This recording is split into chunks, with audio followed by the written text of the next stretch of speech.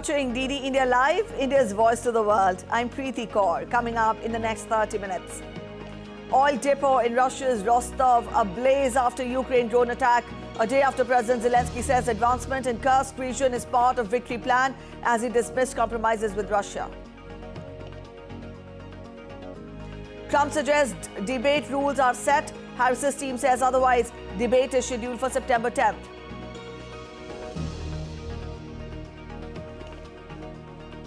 Severe waterlogging in parts of India's Gujarat as heavy rainfall continues. Weather Department issues flash flood warning for 2 districts of Saurashtra and Kutch. And in sports, Paris to host its first ever Paralympic Games in the heart of France's capital. 4,400 Paralympic athletes from 184 delegations are set to participate.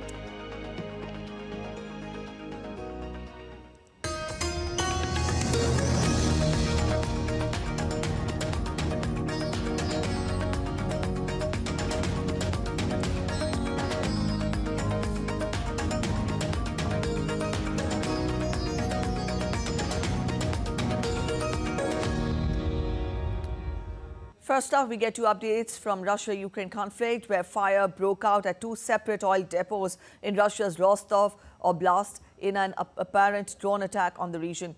Russian Defense Ministry said Russia's air defense units destroyed 4 drones over the Rostov region overnight, but made no mention of an attack on an oil depot. However, according to a Telegram channel, 3 tanks were burning at an oil depot in Kamensky district of the Rostov region after 2 drones fell on the area and sparked a fire. The fuel storage depot in Kamensky district was attacked in early August as well. As tensions between Russia and Ukraine continues, the Ukrainian President Volodymyr Zelensky has said that his troops' incursion into Russia's Kursk region is part of a victory plan that he will present to US President Joe Biden next month. Speaking at a forum on Tuesday, President Zelensky noted that the success of the plan would depend on President Biden and on whether the US would give Kyiv, I quote, what is in this plan or not, whether we will be free to use this plan or not, and I unquote. Ukraine mostly relies on military supplies from abroad to fight Russia and repel its attacks. At the forum, President Zelensky also urged West to provide additional weapons.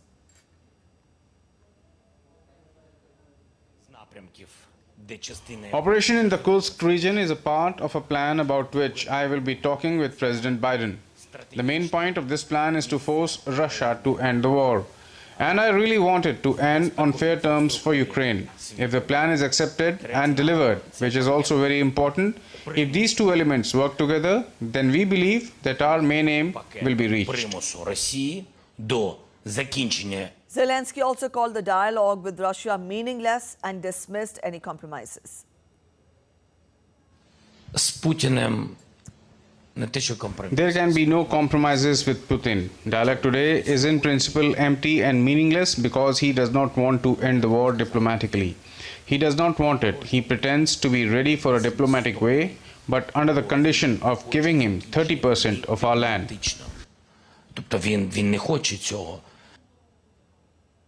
Warning the West, Russia cautioned the United States on Tuesday that World War III would not be confined to Europe. Moscow said that West is playing with fire by considering allowing Ukraine to strike deep into Russia with Western ammunition. The reactions came after Ukraine's continuous incursion in Russia's Western Kursk region on August 6th that has carved out a slice of territory in the biggest foreign attack on Russia since World War II. All right, shifting focus to Israel-Gaza conflict now. Israeli special forces recovered a hostage from a tunnel in the southern part of the Strip in a complex rescue operation. 52-year-old Qaid Farhan Al-Qadi was in Hamas captivity for over 10 months now, post which he was transferred to hospital and his condition was stable. He belongs to the Bedouin community in southern Israel. Al-Qadi's rescue leaves 108 Israeli and foreign hostages still in Gaza, but around a third of these are known to have died, with the fate of others unknown.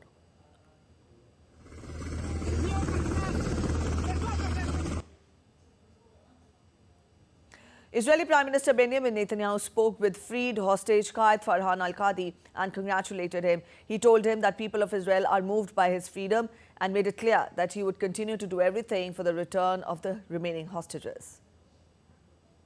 Welcome home, Farhan Al-Qadi.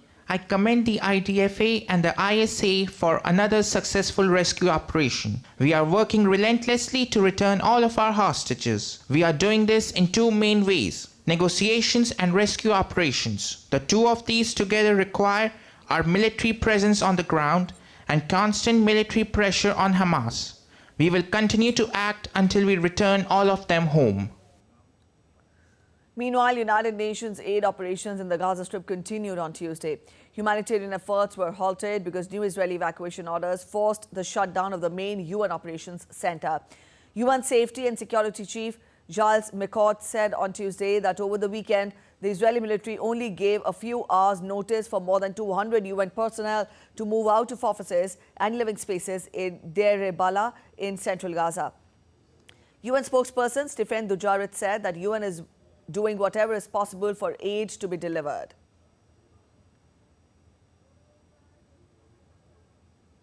We've just shared with you a statement from Gilles Michaud, the Undersecretary General for Safety and Security, that makes it clear that we are determined to stay in Gaza to deliver life-saving aid for and with Palestinian civilians. Humanitarian aid delivery continues, a tremendous feat given that we are operating at the uppermost peripheries of tolerable risk. Mr. Michaud underscores that humanitarians have been in the crosshairs throughout this crisis, which is by far the deadliest on record for the United Nations. In some other related news, Greek-flagged crude oil tanker Soyunion that was recently attacked by Yemen's Houthis remained on fire in the Red Sea and now appears to be leaking oil. The Soyunion was targeted last week by multiple projectiles off Yemen's port city of Hodeidah. The Iran-aligned group has sunk 2 ships and killed at least 3 crew members in the 10-month campaign, which has upended global ocean shipping by forcing vessel owners to avoid the Suez Canal shortcut. The Soyunion was the 3rd vessel operated by Athens-based Delta tankers to be attacked in the Red Sea this month. Pentagon spokesman, Air Force Major General Patrick Ryder said that a third party had tried to send 2 tugs to help salvage the Soyunion. We are aware of a third party that attempted to send 2 tugs to the vessel to help salvage, but they were warned away by the Houthis and threatened with being attacked, which again demonstrates their blatant disregard for not only human life, but also for the potential environmental catastrophe that this presents. Ahead of the presidential elections in the United States, former U.S. President and Republican presidential candidate Donald Trump has accepted the debate with Democratic candidate Kamala Harris. Sharing a post on social media platform Truth, Trump said an agreement has been reached to have closed microphones at the September 10th U.S. presidential debate with Democratic rival in Philadelphia. Vice President Kamala Harris's presidential campaign, however, rejected Republican rival Trump's assertion that the two sides had agreed to muted microphones at the September 10th U.S. presidential debate. Harris's campaign officials said that the issue remains a matter of ongoing conversation with the host network, ABC. The candidates' campaigns clashed on Monday over the previously agreed upon debate, with the vice president's team seeking a return to open microphones, while Trump threatened to pull out entirely after suggesting the network was biased. Former U.S. President Donald Trump faced a revised federal indictment on Tuesday, accusing him of illegally trying to overturn his 2020 election loss. U.S. Special Counsel Jack Smith's team obtained a new indictment in the Washington case. Jack Smith's filing came in response to the Supreme Court's ruling giving former presidents broad immunity. The indictment, like the initial one, accuses Trump of a multi-part conspiracy to block the certification of its election defeat to Biden. The revised indictment focuses on Trump's role as a political candidate seeking re-election rather than as the president at the time.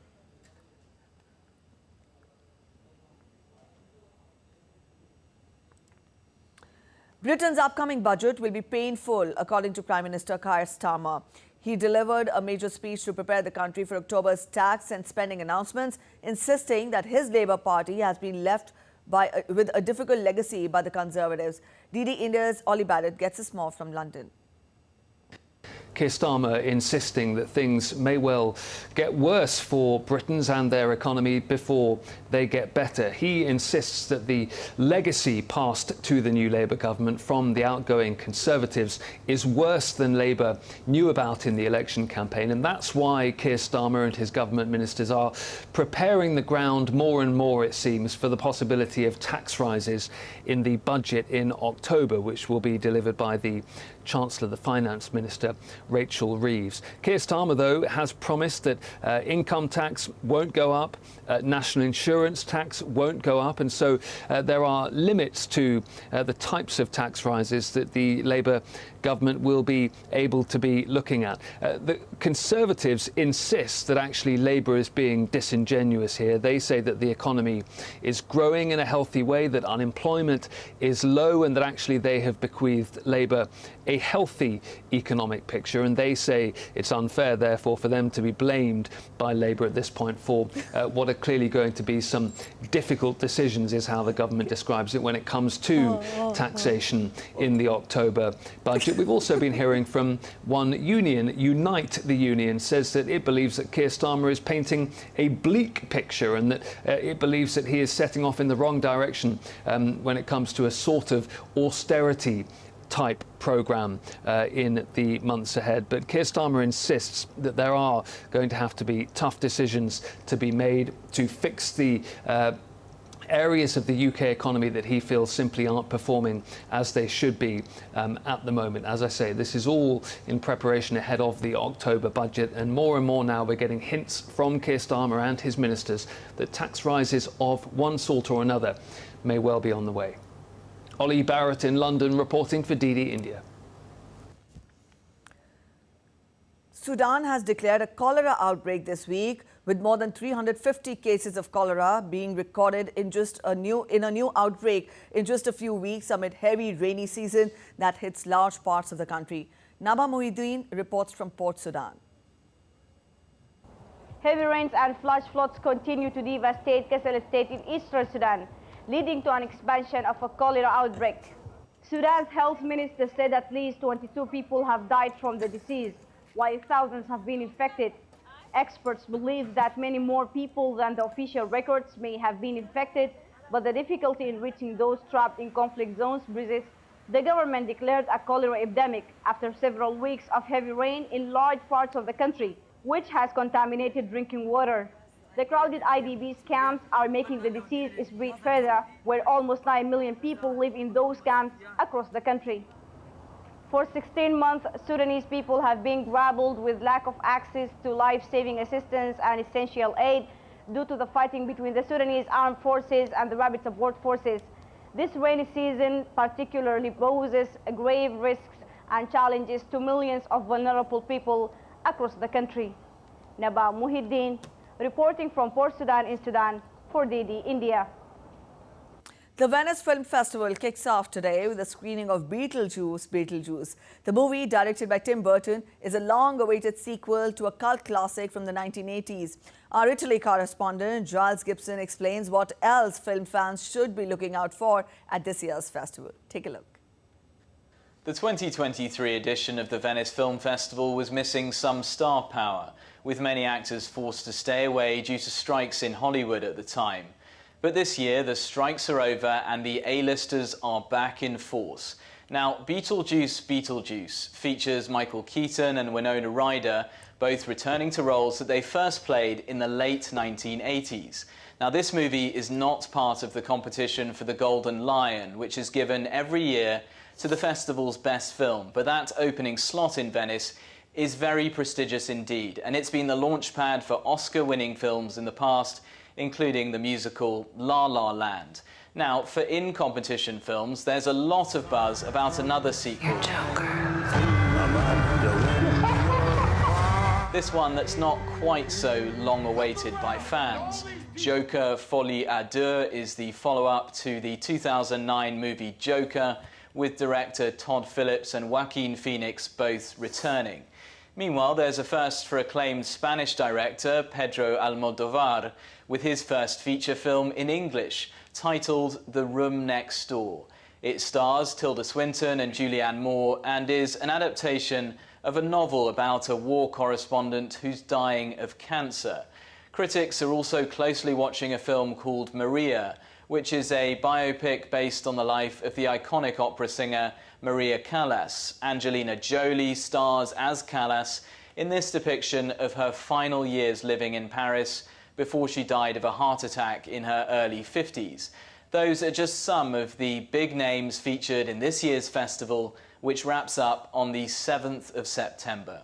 Giles Gibson in Rome, reporting for DD India. You're watching DD India Live. We're heading for a short break. But after the break, amid growing sentiment for UN reforms, UNGA again pushes UNSC reforms to next session. India says process risks losing legitimacy. Today marks 10 years since the launch of the world's largest financial inclusion program, Dhan Yojana. National Power Rangers Day celebrates one of the most popular action shows on television, the Power Rangers.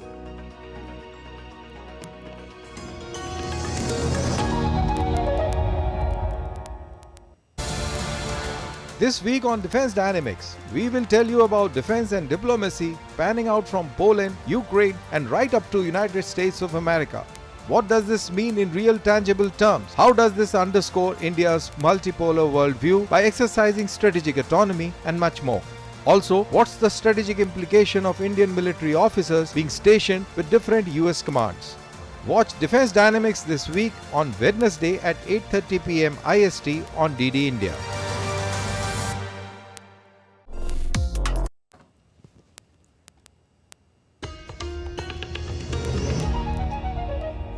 Welcome back after the break. You're watching DD India Live. A high-level delegation from Ministry of External Affairs is in Maldives to review the progress of development cooperation projects in the archipelago. The delegation, led by Special Secretary and Financial Advisor Anurag Agrawal, held productive engagements with Maldivian ministers and senior officials of the government. The delegation also undertook site visits and reviewed the progress of the Indian projects on Tuesday. The delegation is in Maldives till today.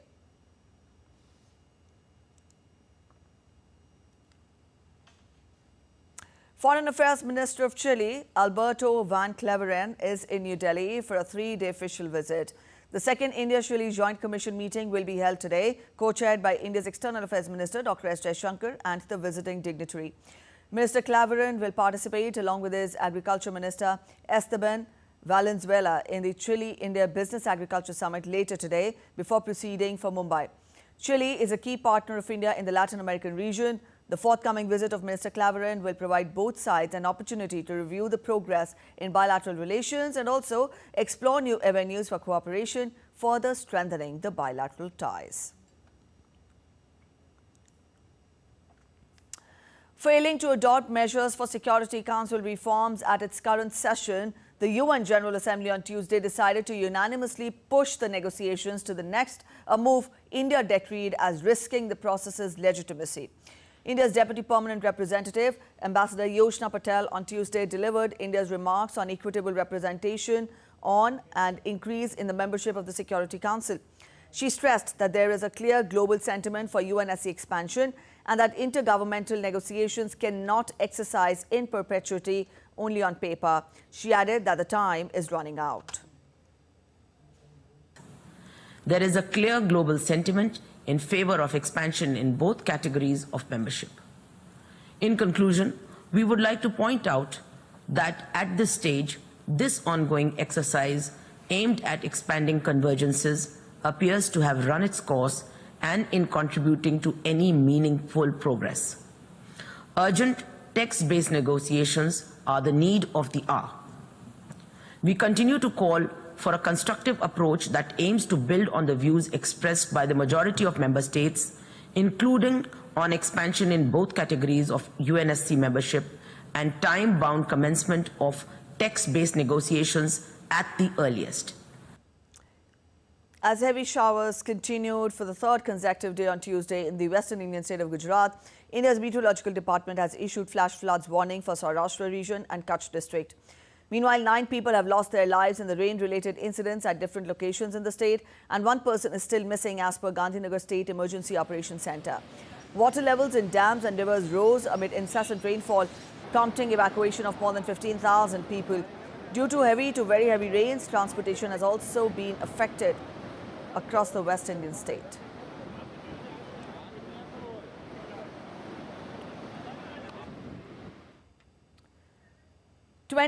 August 2024 marks 10 years since the launch of the world's largest financial inclusion program, the Dhan Yojana, which was designed to provide banking services to the unbanked sections of the Indian society, has now created more than 530 million bank accounts.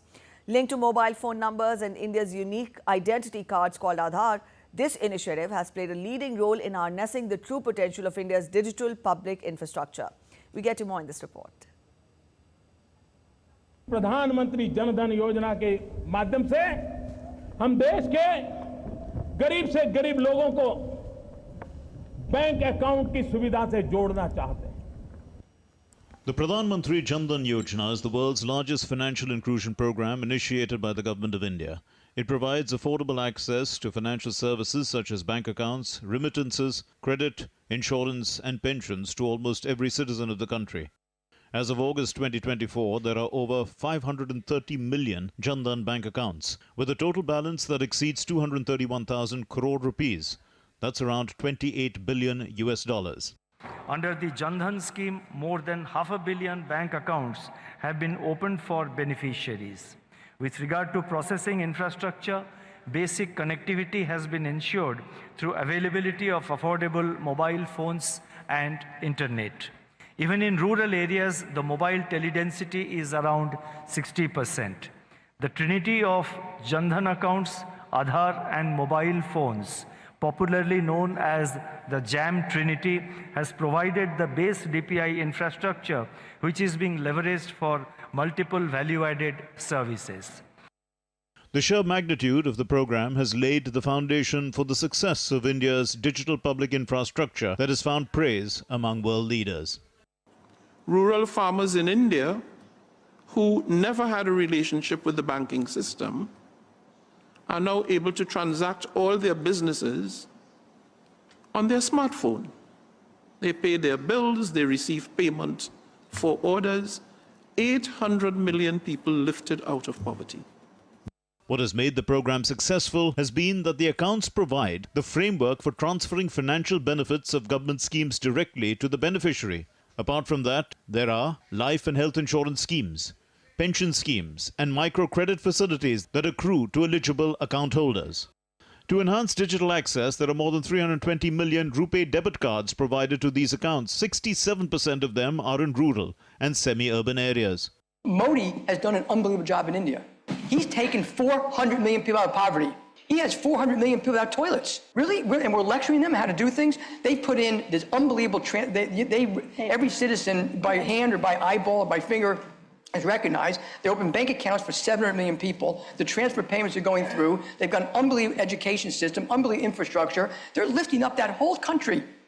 Aiding the process of financial literacy are 115,900 bank mitras who deliver branchless banking services. Prime Minister Narendra Modi's vision of financial inclusion through the Jan Dhan, Aadhaar and mobile has been truly revolutionary. It provided a big bang moment for India's rapid economic transition and growth that 10 years on, we see in almost every aspect of Indian life. Bureau Report, DD India. Prime Minister Narendra Modi has expressed happiness over the momentous occasion of 10 years of Jan Dhan Yojana. Sharing a picture, he congratulated all the beneficiaries and complimented all those who worked to make this scheme a success. He said Jan Dhan scheme has been paramount in boosting financial inclusion and giving dignity to crores of people, especially women, youth and the marginalized communities. And now we get to updates from Paralympics.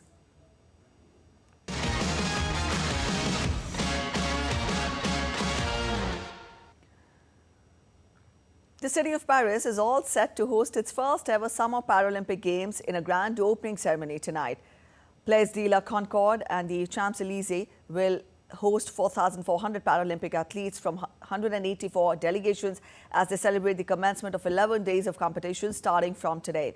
The ceremony will again take place outside the confines of a stadium, with athletes parading down the famous avenue, culminating in a celebration and official opening of the Paralympic Games at the iconic square in front of thousands of spectators.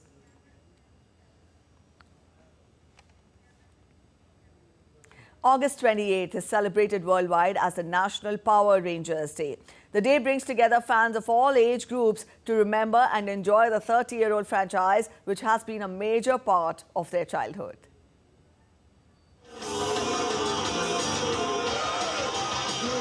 It was in 1993 when 5 ordinary teenagers emerged as an evil fighting team of the Mighty Morphin Power Rangers for the first time. The rest is a history and a billions of dollars worth of franchisee. It was on the 25th anniversary of Power Rangers in 2018 when August 28 was decided as the National Power Rangers Day in the United States. If you know them, you are definitely among the kids who spend their evenings glued to the TV screens cheering them on. One of the most easily recognizable franchisees of the world, Power Rangers depicted the band of rangers fighting evil powers with cool poses and futuristic gadgets. Despite its immense popularity, the series faced many censorships in its early days. Canada and New Zealand banned its airing, citing exposure of violence among kids. However, later New Zealand lifted the ban and even allowed its filming in the country. Despite many controversies it faced over the years, Power Rangers held a profound meaning for kids. They entertained and inspired generation after generation of kids. Fans celebrate the Power Rangers Day with events like fan meets and cosplays. Overall, it is a day for fans around the world to come together and celebrate the legendary Power Rangers. Bureau Report, DD India. All right, that's it in this edition of DD India Live, but let us know your thoughts on the news of the day. For those of you on the go, you can get all the latest news and updates from India and across the world on the DD India mobile app. And you can download the respective QR codes on your screens now. We'll be back with more news as it breaks here on DD India. I'm Preeti Kaur signing off, and from all of us in Delhi, thanks for watching DD India Live.